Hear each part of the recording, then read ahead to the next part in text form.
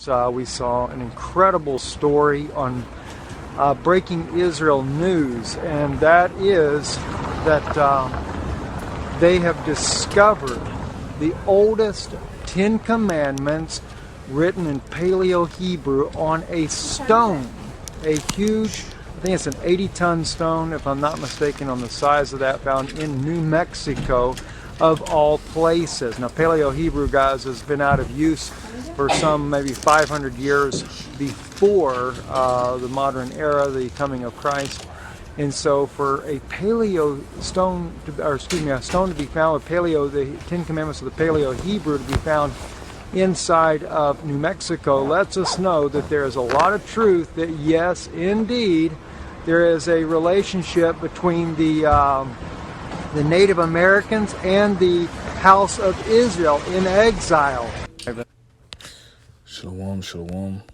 Let me give all praises to Heavenly Father Yahweh, Ba'ashem Yahushai, Ba'ashem, Rakakodash, double on to my elders at a Greatmillstone, who rule very well, teach us this truth, and much peace and salutation, love to all the brothers, focused on the coming day of the Lord, alright, and declaring this truth with all sincerity and honesty and with charity. Yahweh Hashem Yahushai Brakatam to the whole select, 144,000, alright, 130 so-called Negroes, Latinos, Native American Indians, and Israelite foreigners coming into the ranks. Yahweh Hashem Yahushai Brakatam. Now I'd like to get into a quick scripture here. This is the book of Acts, chapter 17. And what you had there in that video was an Amalekite, a so-called Jew, who came out with information in relating to the lost lunar stone in New Mexico, which in relating to that, he said that proves that the Native Americans, or the indigenous peoples of America, are the Israelites of the Holy Scriptures, right? Which he didn't entertain the Scriptures, all right? He didn't exalt the word onto them, as the Scriptures say, all right? He just threw it out there, all right? Whether he be sincere, honest, and very devoted, passionate about finding this truth out it remains to be seen, because he still claims to be a Jew, which according to Holy Scriptures, he cannot be a Jew. All right, so this book of Acts, chapter 17, and if he did believe truly, he would have hit up a few scriptures and proven these things, as the scriptures say, prove all things, hold fast that which is good. This is Acts chapter 17 and 10. It says, and the brethren immediately sent away Paul and Silas by night unto Berea, who coming thither went into the synagogue of the Jews. It says, these were more noble than those in Thessalonica, in that they received the word with all readiness of mind, and searched the scriptures daily whether those things be true. All right, so you got to search the scriptures, and let's get that in the book of Isaiah. I want to say Isaiah 34. It's like, yeah, 34. Let's just go here.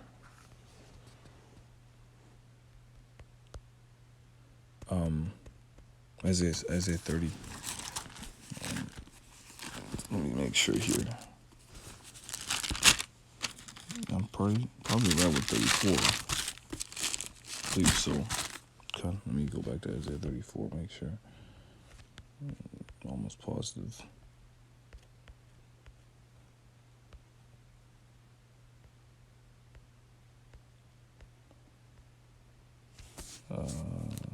Okay.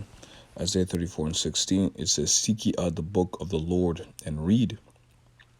No one of these shall fail, none shall want her mate. For my mouth it had commanded, and the spirit it had gathered them. All right, so what he had to do, or he was supposed to do, was to put up a video, all right, edifying the truth, edifying the word Yahweh Hashem Yahushai, which, these Edomites, or Amalekites, don't know the scriptures, all right? They don't know prophecy. And let me get that in the book of 2nd Ezra, going into the lost tribes that came over here during the time of Helamanser. Let's see if I can scroll here and quickly. This is 13. I'll select it 13. This book of 2nd Ezra 13. Let's jump down here. You know what? It's probably way.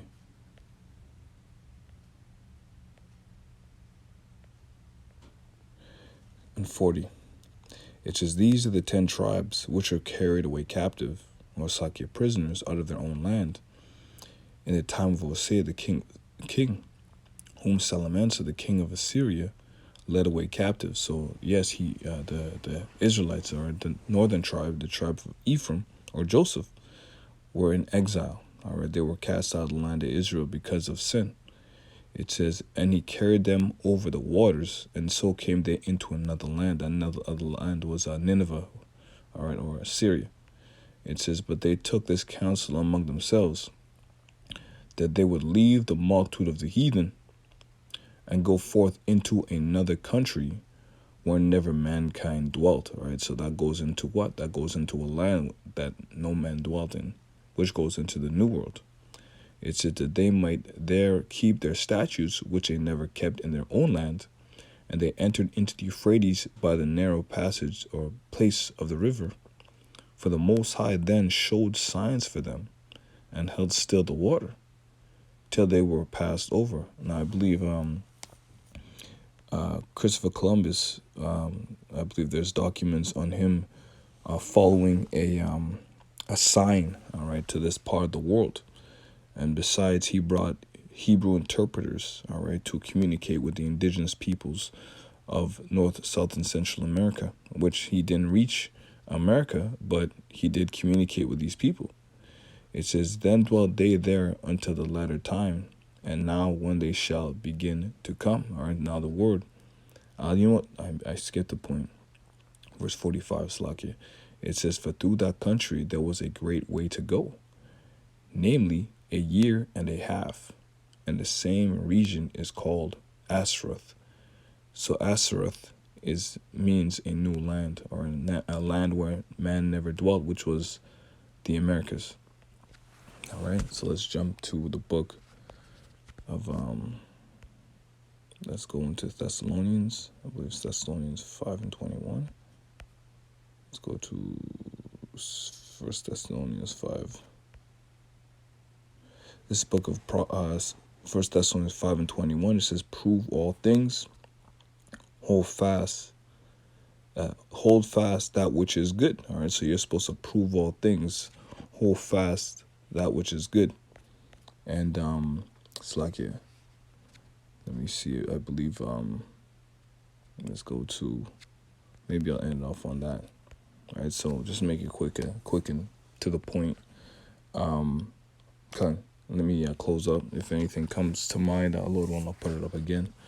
Another video. So while I'm going to close up, giving all praises to Heavenly Father, Yahweh, Bashmi Al-Shai, Bashim Kakwadash, double honor to my elders at a Greatmillstone, and single salutation, peace and love to all elect.